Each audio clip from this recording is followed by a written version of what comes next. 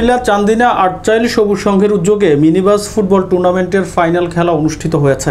22 June শনিবার বিকেলে চান্দিনার আটচাইল সরকারি প্রাথমিক বিদ্যালয় মাঠে সবুজ সংঘ ক্লাবের তত্ত্বাবধানে আয়োজিত খেলায় অতিথি হিসাবে উপস্থিত ছিলেন বরকরই ইউপির সাবেক চেয়ারম্যান মনিরুল হক মুন্সি, বরকরই ইউনিয়ন পরিষদের 4 নং ওয়ার্ড সদস্য শহীদুল ইসলাম, আটচাইল সবুজ সংঘের সদস্য খোকন মিয়াজি, মিজানুর রহমান রাজু, সাখাওয়াত হোসেন খান, সুমন খান, সাইদ খান, মামুন খান, আমানুল্লাহ, আজহার খান, সাইফুল ইসলাম, মেহেদি হাসান, তাজুল ইসলাম, বারেক মোল্লা সহ খেলার কমিটির অন্যান্য নেতৃবৃন্দ।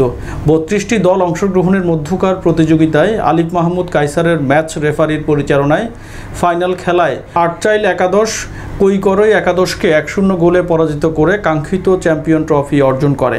উক্ত খেলায় সেরা খেলোয়াড় হিসেবে ট্রফি অর্জন করে মৃদুল হাসান ও নয়ন। এ সময় অতিথিরা সবাইকে ধন্যবাদ জানিয়ে মাদক থেকে সর্বদা মুক্ত রাখতে খেলাধুলায় মনোযোগী হওয়ার প্রত্যয় ব্যক্ত করেন। খেলা শেষে অতিথিরা বিজয়ী ও বিজেতাদের মাঝে চ্যাম্পিয়ন ও রানার্স আপ ট্রফি তুলে দেন।